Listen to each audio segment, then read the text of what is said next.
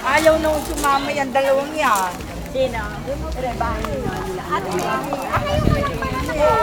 makapunta siya. Tama. Medyo na lang tayo sa mga. Yan na lang tayo mag-singin. Thank you, thank you. Paano yung mga katropa natin doon sa sige. Ay, dito father tayo? Ba, dinin tayo. Dini na ho! Ate, ito Dini! area. Ay, sorry.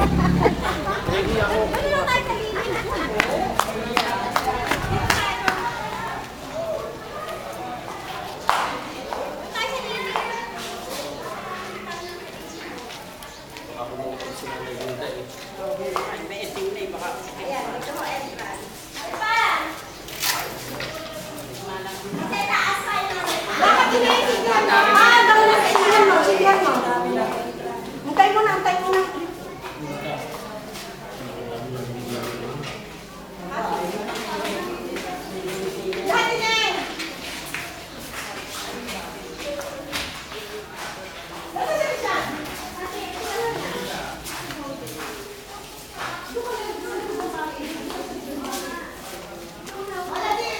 Tawag ang iyong ama, tawag ang tatay.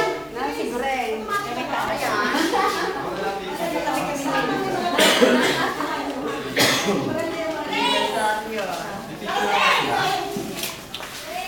Grace, tawag ka.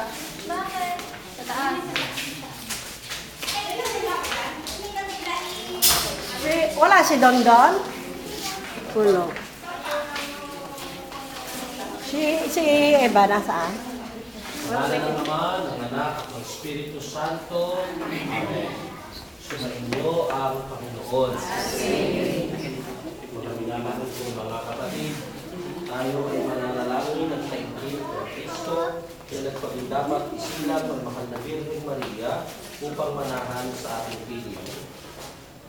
At upang tayo maging karapat-dapat na pumasok sa bahay na ito, nawa ito'y kanyang basbasan ng kanyang presensya.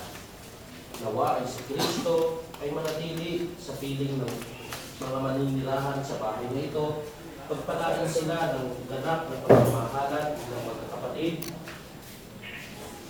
makibahagi sa kanilang kaligayahan, at makipagtulungan sa panahon ng kalungkutan. Bilang mga tagasunod ng mga utos at halimbawa ni Jesus, maging pangunahin nawa nating hangarin na gawin ang bahay na ito ay mapuno ng kanyang kabutihan at pagpapala. Sumainyo ang Panginoon. Ang mabuting balita ayon kay San Lucas. Noong panahon iyon, pumasok si Jesus sa Jericho at naglakad sa kabayanan.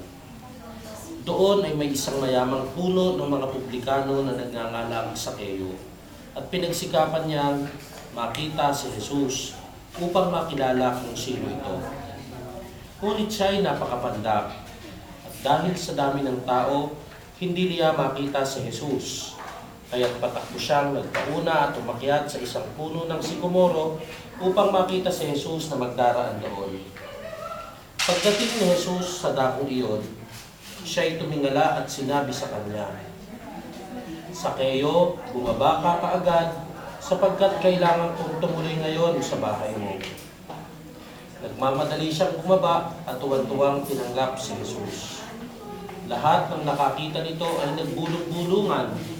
Nakikituloy siya sa isang makasalanan, wika nila.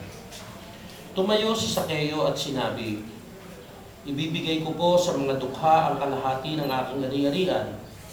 Kung ako ay may nadayang sinuman, 4 na ibayo ang sasauli ko sa kanya. At sinabi sa kanya ni Jesus, ang kaligtasan ay dumating ngayon sa sambahayang ito. Lipirin ni Abraham ang taong ito, sapagkat naparito ang anak ng tao upang hanapin at iligtas ang naligaw. Ang mabuting balita ng Panginoon. Pinupuri ka namin, Panginoong Jesucristo. Taglay ang pasasalamat at kagalakan, tumawag tayo sa anak ng Diyos, ang Panginoon ng langit at lupa, Ang salitang nagkatawang tao at nanahan sa ating piling. Sa Kanya'y ating sabihin, manatili ka sa amin, Panginoon. Ulitin natin. Manatili ka sa amin, Panginoon. Panginoong Hesukristo, ginawa mong banal ang iyong buhay sa loob ng isang tahanan, kapiling sina Maria at Jose. Ipagkaloob mo na kami maging marapat na tumira sa bahay na ito at makilala ka bilang aming bisita at sambahin ka bilang pinuno ng aming sambayanan. Manalangin tayo. Manatili ka sa amin, Panginoon.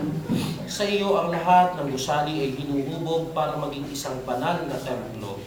Gawin mong ang mga maninirahan sa bahay na ito ay mahubog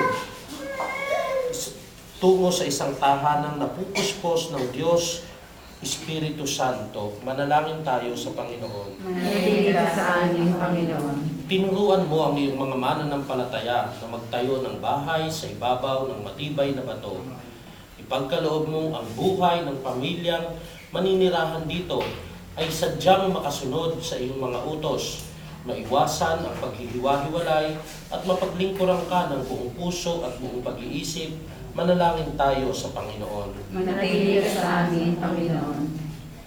Panginoon, hindi ka nagmamay-ari ng alinmang tahanan, ngunit pinagbibigyan mo naman ang mga paanyaya sa iyo ng mga dukha ng iyong mga kaibigan. Pagkaloob mo na ang tahanang ito ay maging isang bahay na karapat-dapat tawaging tahanan dahil sa iyong suporta at pagkalinga. Manalangin tayo sa Panginoon. Manatili ka sa amin, Panginoon. Aming Ama, sa iyong kagandahang loob, ibinigay mo sa amin ang iyong buhay at pagmamahal.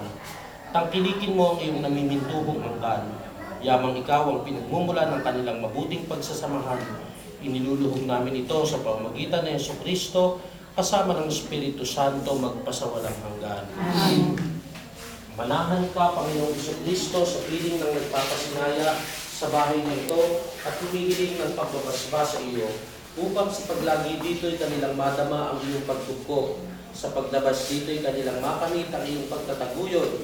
Sa pagbalik dito'y kanilang mapaunlakan ang iyong pagpasok hanggang tanay sumapit sa iyong inihandang tahanan sa maligayang pagpisan sa Diyos Ama sa kalangitan.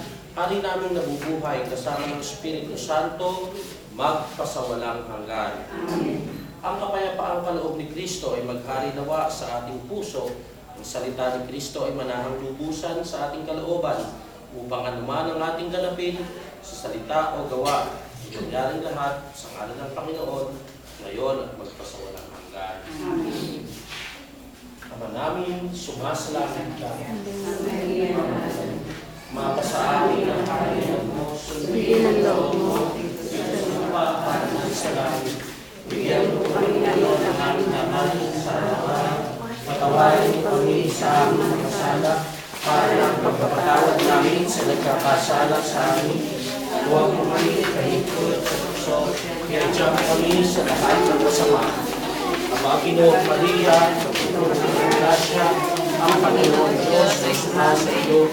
Huwag kami nagpala sa masahin lahat.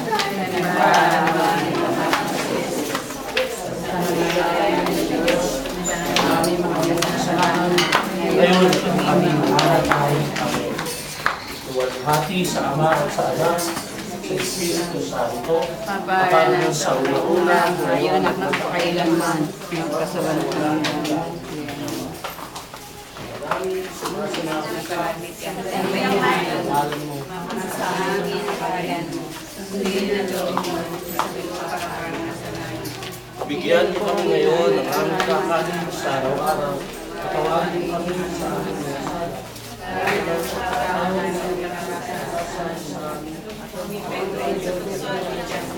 Mauna ka natin paglabas. Aba, Ginoong Maria, napupuno ka ng grasya, ang Panginoon Diyos ay sa iyo.